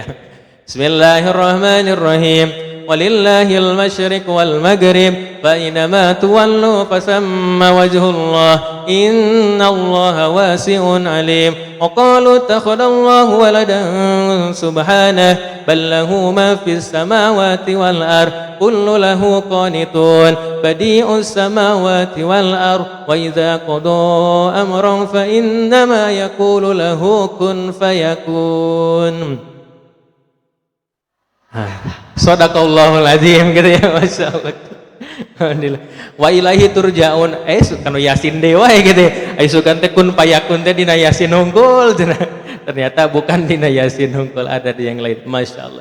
Tapi intinya apa? Ternyata kalau didekatkan dengan Quran, bahkan di sana di Cileunyi itu di kompleks sering ada yang lewat tukang tahu bulat. Tahu bulat itu sampai tahu panjang pendeknya. Kenapa sih? Padahal kamu masih kecil nak udah bisa. Kan tiap hari lewat. Jadi kedengar tahu bulatnya. Masya Allah. Tadi juga terdengar dari Pak Yayasan kita bahwa di sini misalkan disuruh ngapal 1 ayat, 2 ayat, kedengar 1 ayat di rumah, diulangi lagi ayat, 2 ayat, sering kedengar, maka insya Allah itu akan mudah terhafal, mudah terbentuk dalam hati pikirannya, dan mudah-mudahan menjadi wasilah anaknya soleh dan soleha. Nah maka kita akan coba buka sesi tanya jawab. Tadi ini baru kebahas sedikit tentang mendidik tanpa marah. Nah ada salah satunya tips Quran, yang kedua adalah tipsnya bagaimana anak melaksanakan sholat. Nah, jadi kita nanti akan 10.50, nah nanti ada tanya jawab ya. Nah ini tipsnya yang sholat. Jadi apalagi ini usianya SMP, SMK, pokoknya kamu muda harus wajib nak sholat. Jadi dulu juga ingat saya ketika saya main, karena usianya masih suka main zaman segitu, tapi pas pulang bukan ditanya udah makan apa belum, tapi udah sholat apa belum. Hampir setiap pulang sekolah, pulang dari mana, udah sholat apa belum. Akhirnya ibu juga tahu bagaimana cara mengetahui itu anak bohong apa tidak. Kalau bohong ketahuan, ini kamu bohong, ini kamu dari kedipan matamu, dari kayak gini, kamu bohong. Kamu sholat dulu, sholat. Ternyata tahu juga deh ilmunya, kita berbohong apa tidak. Akhirnya kita sholat, dan akhirnya dititipkan tentang sholat. Maka tips yang kedua, selain dekatkan dengan Quran, maka jangan sampai tinggalkan sholat anak kita. Selalu sholat dimanapun mereka berada. Dan akhirnya sholatnya nanti kita akan coba perbaiki, bahkan sholat yang tahu terhadap maknanya, bacaannya. Karena mungkin boleh jadi sampai ketika sholat masih juga kita belum berubah, belum juga kita mungkin lebih baik karena nggak tahu tentang arti dan makna sholatnya. Maka arti dan makna sholat nanti itu bisa dipelajari di panduan sholat untuk anak dan orang tua. Banyak yang nggak ngerti tentang arti bacaan sholat. Nah baik, insya Allah kita akan coba sesi tanya jawab. Nah tapi sebelumnya ini saya bawa buku, tadi udah izin juga kepada yayasan. Di sana ada standnya ya Bapak Ibu, ada yang pertama mendidik tanpa marah. Nah bukunya kecil. Nah ada juga panduan sholat untuk orang tua dan anak, kasih aja. Nah Bapak nggak ada waktu buat ajarin kau tinggal baca, pelajari bagaimana tentang rukun sholatnya, bagaimana bacaannya. Nah ini juga ada ketika kesulitan, anak trauma, stres melawan, dan ada anaknya yang sudah mulai tertarik dengan lawan jenisnya. Ada buku tentang jodoh dalam Marifatullah, ini karya saya ketika masa pranikah ya, jadi bisa diajarkan itu, kamu harus baik, bahkan ada metode ta'aruf dan seterusnya. Kalau kamu udah ketarikan, ngobrol dengan ibu, ngobrol dengan ayah. Nah Masya Allah, sebelum tanya jawab, kira-kira ada nggak yang mau buku ini? Nah 4 buku ini, coba acungkan tangannya yang mau buku ini. Nah kalau gratis mau nggak angkat tangannya? Oh, mau semua ya, Masya Allah. Nah tapi ini ada biaya cetaknya ya, jadi ada mungkin hal yang harus diganti, ada biaya cetak. Kalau ongkirnya di online itu ada, tapi karena kita bawa jadi nggak usah ongkir, jadi ada di sini. Nah satu paket ini murah sekali, hanya 150.000. Nah kalau di online itu 200.000. Kalau mau satuan boleh cuman 25.000 untuk ganti biaya cetak dan jasanya saja ya. Yang ini 50.000. Nah nanti kita coba akan silahkan nanti di sana, dan nggak banyak juga yang dibawanya. Nah sebelum kita tutup, ada yang bertanya dulu nggak sebelum nanti saya bacakan di sini dari ayah atau bunda yang mengacungkan tangan? Nah, boleh dulu ya. Kalau nggak ada, nanti saya baca dari sini.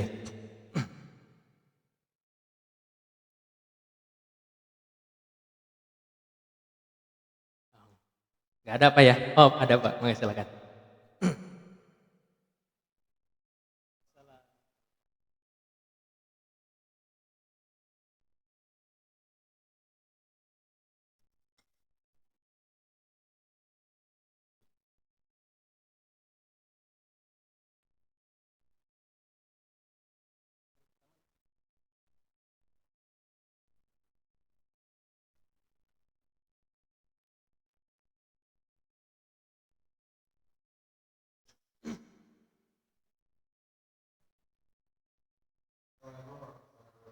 Assalamualaikum warahmatullahi wabarakatuh.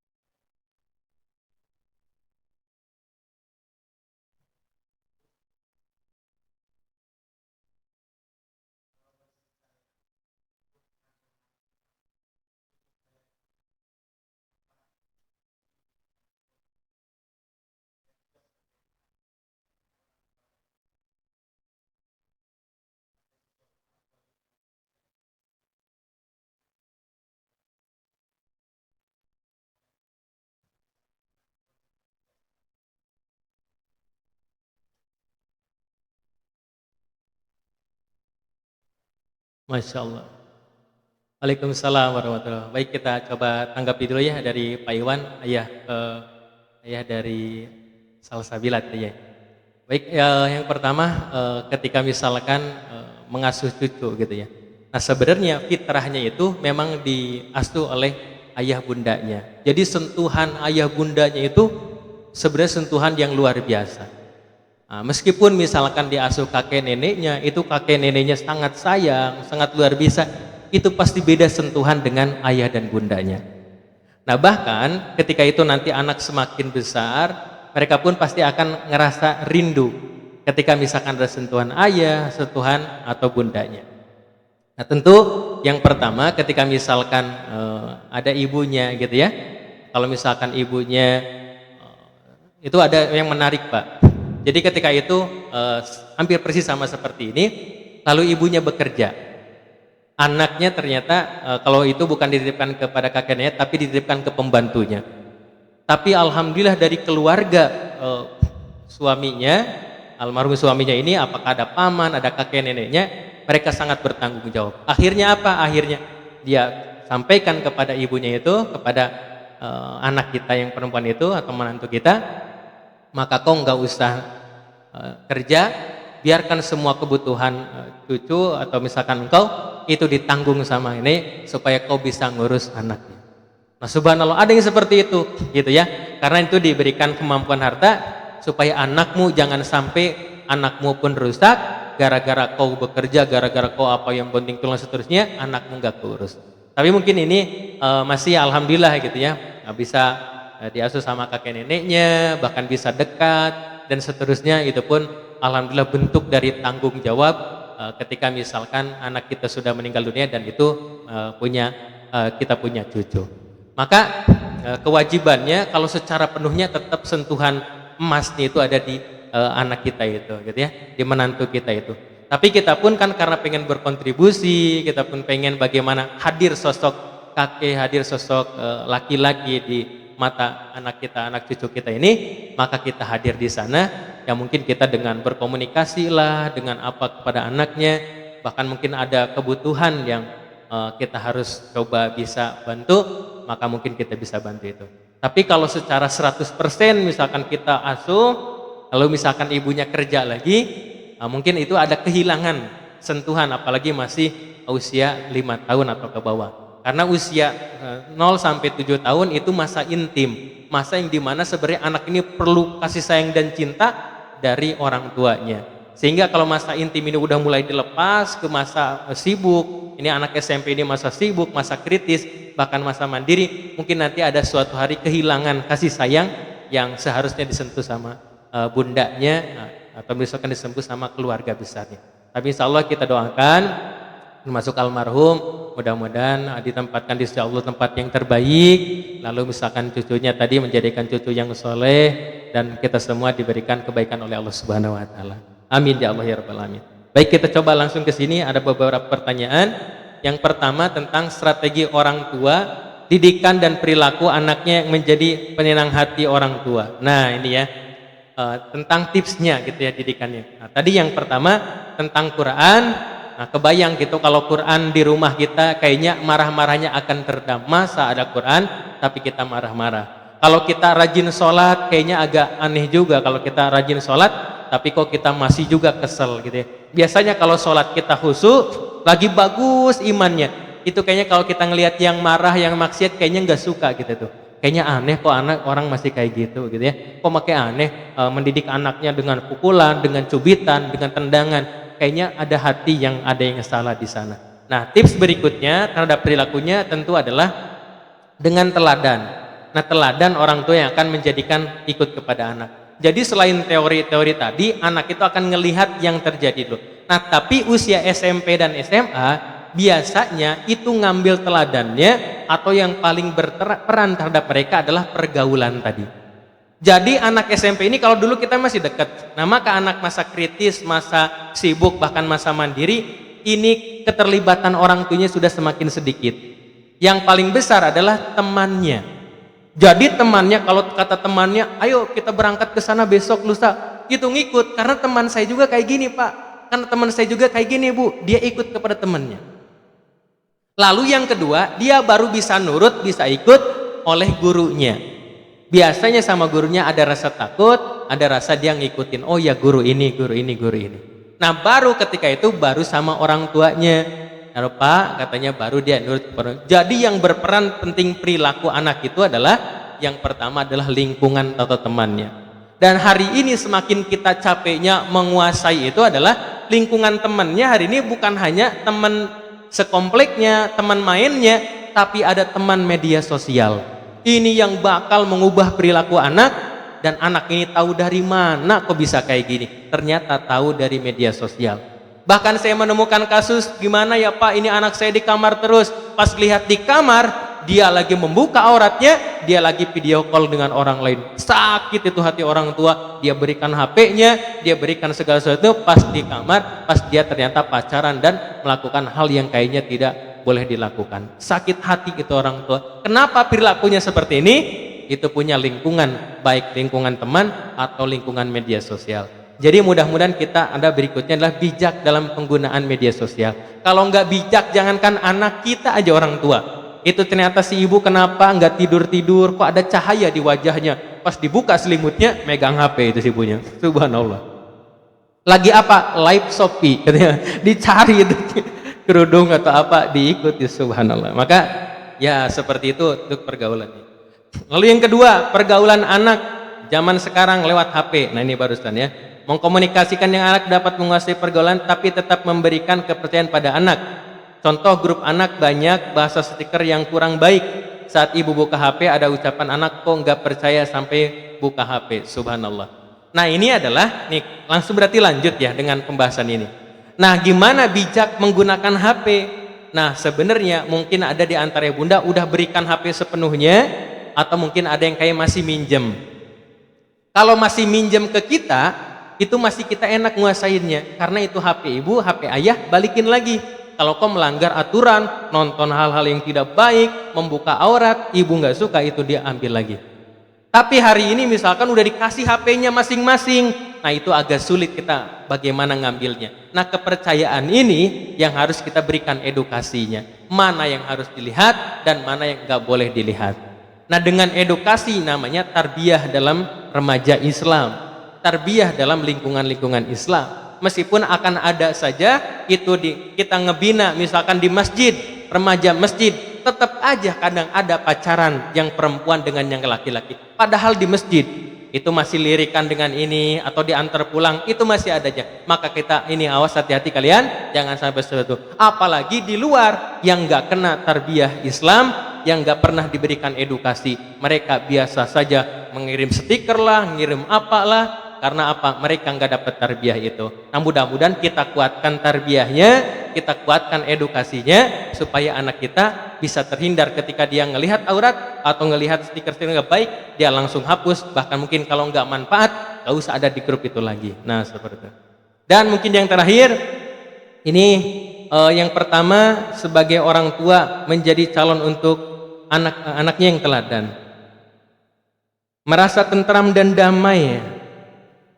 Oke, coba pelajari pertanyaannya.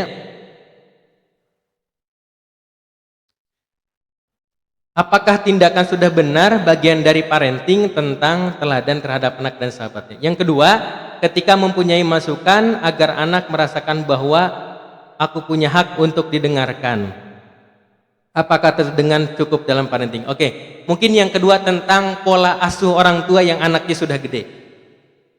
Nah pola asuh ini sebenarnya udah efektif. Kalau anaknya udah SMK, udah SMA, maka memang pola asuhnya itu udah memang masuk kepada masa yang dimana di situ adalah masa mandiri ya. Jadi mempersiapkan mandiri. 1-7 masa intim, jadi dekat dengan orang tua. Gimana cara makan, cara minum, cara menyayangi, cara memaafkan, itu ada di masa itu. Dari 7 sampai berikutnya 14 tahun di masa SMP SD ini mereka kritis, nanya ini, nanya itu, membedakan yang baik dan yang tidak. Nah masa di mana nanti SMA sampai kuliah itu masa mandiri, mereka sibuk, maka di situ kita mengajarkannya. Nah gimana kalau udah masa seperti ini, itu boleh kita sebagai masa sahabat. Jadi kita jangan gengsi lagi ngobrol, bapak mah pengalaman dulu tenak kayak gini nah. Ngajarin mandiri misalkan, bapak mah dulu teh jualan donat, kamu bisa kayak gini teh, tapi jadi saya gini kayak ini, boleh kita inspirasikan. Jadi nggak hanya sekedar perintah saja, coba tuh kamu jualan, itu dia kan nggak mau. Tapi kita, dulu ayah nih jualan donat kayak gini nih, kayak gini, diajarin, akhirnya sering. Atau ke anak perempuan, udah mulai tertarik menjadi sahabat ibu, dia mulai tertarik, mah yang ini ganteng nggak? Kok tiba-tiba ada ngechat saya? Akan bunda bisa sharing. Awas hati-hati kalau dia ternyata mulai ngajak main, mulai dia kesini kemari atau ngajak pacaran, jangan sampai kau terlibat. Itu boleh. Ketika anak sudah berbicara seperti itu, itu ayah dan bunda harus menjadi teman dan pendengar yang terbaik. Tapi ketika bunda nggak ada waktu, nanti ya nak, nanti jangan ngobrol dulu, nanti ya ini, itu nggak ada perhatian terhadap anaknya, akhirnya anaknya malah ketemu di luar. Di rumah dimarah-marahin, di rumah nggak suka, di rumah ini dan itu, yang akhirnya apa? Akhirnya ternyata ketika seperti itu dia dapat perhatian di luar oleh lawan jenisnya, dan dia perhatian, dia solidaritas, akhirnya dia senang seperti itu. Nauzubillahi min dzalik. Maka teman terbaik adalah ayah bundanya, karena pasti memberikan tips dan bimbingan yang terbaik buat anaknya. Nah, lalu berikutnya, bagaimana sikap orang tua ketika menghadapi anak yang sedang marah-marah? Nah, subhanallah ya. Nah, ada memang beberapa tipe marahnya dan termasuk diri kita. Nah, kalau kita misalkan lagi sadar, maka kita edukasi. Kalau lagi marah adalah apa? Jangan marah-marah bila kau kecewa. Jangan marah-marah, ambil wudhu segera. Nah, apa katanya? Ambil wudhu segera. Jadi ambil wudhu. Nah, kalau kita diedukasinya dulu, bila kau kecewa, jangan kau berputus asa. Allah selalu ada untuk kita semua. Jadi kecewa, sakit hati, marah. Anak itu marah karena mungkin kecewa atau sakit hati. Maka ambil wudhu segera, ambil sholat. Maka itu kita harus mengucapkan ta'ud a'udzubillahi minasyaitonirrajim. Ajarkan kepada anak kita untuk menguasai emosinya. Ketika kau dipancing emosi, baca ta'ud, kau istighfar, kau berwudhu, kalau bisa sholat. Bahkan rubah posisi. Tadinya berdiri jadi duduk, jadi berbaring. Karena ketika misalkan ayah atau bunda marah kepada suaminya yang tadinya berdiri, maka coba duduk. Kalau tadinya duduk, maka ajak berbaring. Insya Allah tidak akan marah lagi. Tapi kalau tadinya duduk berdiri, malah biasanya tambah emosi kita, bahkan tambah mungkin boleh jadi kita tidak menguasai diri kita. Subhanallah. Nah, berikutnya, bagaimana menghadapi anak yang bermasalah dengan temannya hingga saya dan keluarga dijauhi dengan teman dan keluarganya. Nah, subhanallah. Nah, ini cara memilih teman, ya. Bahkan ada salah satu indikator kebahagiaan adalah punya teman yang baik. Nah, gimana cara punya teman yang baik? Maka kita lingkungannya harus baik. Jadi ketika misalkan kita gak pengen dengan marah-marah, ketemu dengan orang yang sabar, kita pasti ke bawah sabar. Kayaknya malu deh kalau saya marah-marah, ini sedangkan lingkungannya orang-orang sabar gitu. Nah, kalau di sini aja kira-kira Bapak marah-marah malu tidak? Malu, karena kita di masjid, ada orang-orang soleh, kita malu. Tapi ketika misalkan kita di pasar, ada yang marah, apalagi ke kita, mungkin kita bisa ke bawah, karena lingkungan juga akan berpengaruh. Maka ini kita harus pintar dalam memilih teman.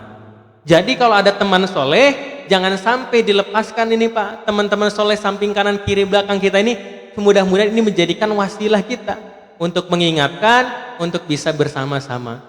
Nah, ketika ada ternyata teman yang seperti itu, bahkan mungkin bikin orang lain itu nggak bahagia, bahkan bikin orang lain rusak, maka kalau bisa jangan berteman dengan seperti itu. Kalaupun ternyata kita bisa, kita pengen ngerubah, ya kalau bisa silahkan, dan itu hebat, luar biasa. Tapi kalau kita nggak bisa, maka ternyata kita dianjurkan untuk memilih teman, gitu ya. Maka kata Nabi, kalau dia bergabung dengan orang yang pandai penjual minyak wangi, dia akan ke bawah wangi. Kalau dia ternyata dengan pandai besi, dia akan kena asapnya, bahkan mungkin kena bagaimana api-apinya itu. Berikutnya, bagaimana solusinya kalau anak-anak sudah terlanjur wataknya keras karena selama ini didikannya keras? Apa masih ada harapan bisa dekat lagi? Setiap nyoba lebih baik, sepertinya ada sakit hati. Jazakallahu khair. Nah, ini ada namanya trauma atau sakit hati. Nah, tipsnya gimana? Adalah kita minta maaf, gitu ya.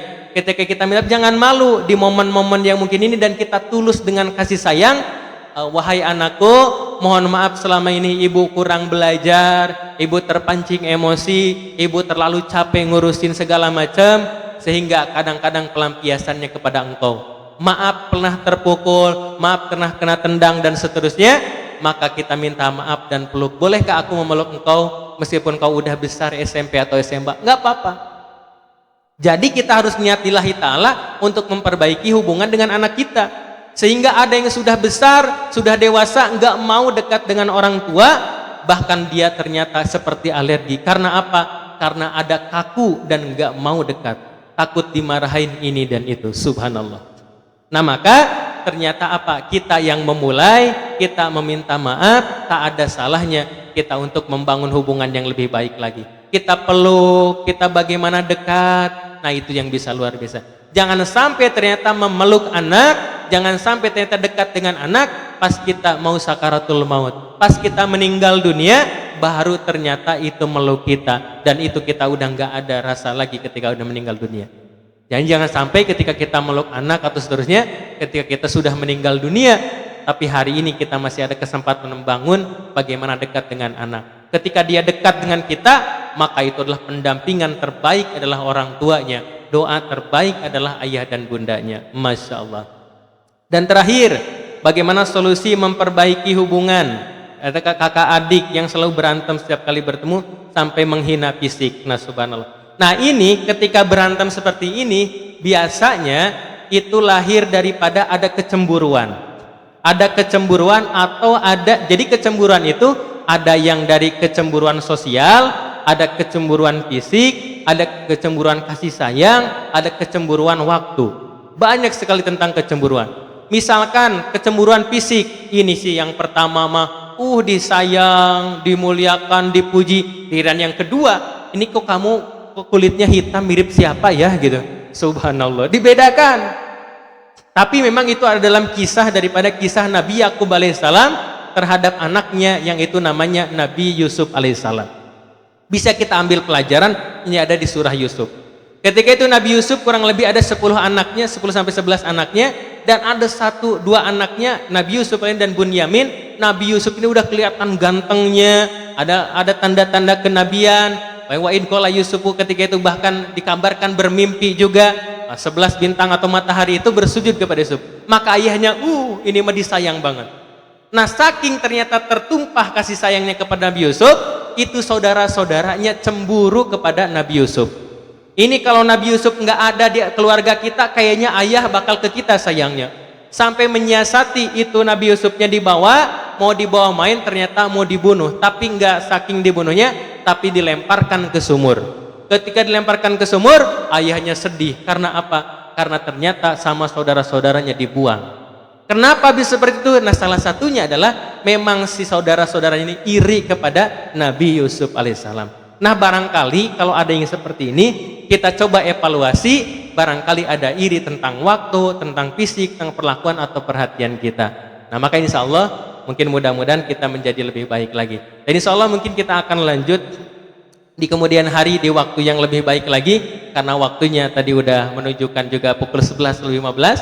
Maka alhamdulillah, mudah-mudahan pertemuan ini menjadi pertemuan yang berkah dan manfaat. Amin ya Allah ya rabbal alamin. Ayah bunda, kira-kira ini bu, nah di atas, bu, kira-kira bermanfaat tidak? Alhamdulillah. Nah, Pak, kira-kira bermanfaat tidak? Nah, alhamdulillah. Karena saya nggak bisa bahas juga sampai tuntas, nah maka silahkan yang mau bukunya, ada 1 paket, per paketnya ada di Kalabib tadi. Nggak bawa uang, nah bisa transfer dan bisa seterusnya ya. Gampang, dimudahkan sekali, insya Allah. Maka mungkin di akhir majelis ini sama-sama kita berdoa kepada Allah, yang mudah-mudahan anak keturunan kita soleh-solehah, yang mungkin ada masalah diberikan jalan keluar, yang sedang sakit diberikan kesembuhan, yang mau ibadah haji mudah-mudahan diberikan kesehatan, bisa kembali lagi dan menjadi haji yang mabrur. Dan kita mungkin yang belum, mudah-mudahan segera dipanggil bisa menginjakkan kaki di tanah suci menunaikan ibadah umrahnya. Amin ya Allah ya rabbal alamin. Allahumma sholli wa sallim. Amin ya Allah ya rabbal alamin. Amin ya Allah ya rabbal alamin. Amin ya Allah ya rabbal alamin. Ya Allah ya Rahman ya Rahim, ya Malik ya Kudus ya Salam. Sambil kita beristighfar kepadamu ya Allah, karena mengakui banyak dosa, khilaf dan salah. Terlebih lagi belum menjadi ayah yang baik, belum menjadi ayah yang teladan, belum menjadi ayah yang atau suami yang terbaik. Ya Allah ya Rahman ya Rahim, atau kami menjadi istri yang terbaik, yang masih marah, yang belum bisa memuliakan suami atau anak keturunan kami, atau kami pun sebagai seorang anak yang mungkin boleh jadi belum bisa berbakti kepada orang tua kami. Allahumma ighfir lana dzunubana wa liwalidayna warhamhuma kama rabbana shighara. Ya Allah ya Rahman ya Rahim, ampuni dosa kami ya Allah, dosa kedua orang tua kami, saudara-saudara kami. Sayangilah mereka sebagaimana mereka menyayangi kami sejak kecil. Rabbana taqabbal minna innaka antas samiul alim. terimalah amal ibadah kami ya Allah, perjuangan kami, dan bagaimana perjuangan ini menjadikan anak kami soleh soleha. Anak kami mungkin yang sudah menikah, mudah-mudahan keluarganya sakinah mawaddah warahmah. Anak kami yang punya anak keturunan menjadi cucunya anak keturunan yang soleh dan soleha. Mereka tidak lupa terhadap ibadah, melaksanakan sholat, dekat dengan Quran. Ya Allah, ya Rahman, ya Rahim. Tak terasa usia kami sudah semakin tua, semakin matang. Mungkin antara kami 40-50 tahun, yang mungkin boleh jadi kamu belum bisa menjadikan teladan yang baik. Ya Allah, ya Rahman, berikan kepada kami kesabaran, keikhlasan, dan mampu melewati ujian dan rintangannya. Ya Allah, jadikan ya Allah ilmu yang kami dapatkan, sedekah yang kami berikan, mampu menghantarkan kepada kami ya Allah kebahagiaan dunia akhirat, keluarga yang sakinah mawadah warahmah, rezeki yang berlimpah berkah. Jadikan ilmu yang kami dapatkan, sedekah yang kami berikan ya Allah mampu mengantarkan kami bisa pergi umroh, pergi haji, menginjakkan kaki di tanah suci bersama keluarga kami. Labbaik Allahumma labbaik, labbaik la syarika laka labbaik, innal hamda wa ni'mata laka wal mulk la syarika lak. Ya Allah, ya Rahman, ya Rahim, jadikan ya Allah ilmu yang kami dapatkan, sedekah yang kami berikan ya Allah mampu menghantarkan kepada kami menutup usia hidup kami dengan mengucapkan kalimah la ilaha illallah Muhammadur Rasulullah. Dan ada di lingkungan kami orang-orang yang soleh, anak-anak kami orang-orang yang mencintai kami ya Allah. Jangan biarkan kami mati tertabrak di jalan, kepala kami pecah, otak kami keluar terbuang, atau mungkin jangan biarkan kami meninggal dunia dengan jasad kami terapung di lautan sehingga tidak diketemukan. Tapi ya Allah, matikan kami dalam keadaan husnul khotimah ya Allah, dan meninggalkan anak keturunan yang soleh dan soleha. Rabbana hablana min azwajina wa dzurriyyatina qurrata a'yun waj'alna lil muttaqina imama. Rabbana atina fid dunya hasanah wa fil akhirati hasanah wa qina azabannar. Walhamdulillahi rabbil alamin. Ayah bunda yang dirahmati Allah Subhanahu wa taala, mohon maaf dari awal sampai akhir, tentu pasti ada khilaf dan salahnya, kekeliruan, mudah-mudahan ayah bunda memaafkan dan Allah mengampuni kita semuanya. Dan jika belum ada pertanyaan yang belum terjawab atau belum tertanggapi atau pertanyaan secara privasi, maka ayah bunda bisa di media sosial @islamicparentingdidik.eli atau bisa di nomor nanti bisa konsultasi di nomor-nomor yang tersedia ya. Itu saja yang bisa disampaikan. Saya Didik Ela Guslandik. Mohon maaf jika ada hilaf dan salah. Wassalamualaikum warahmatullahi wabarakatuh.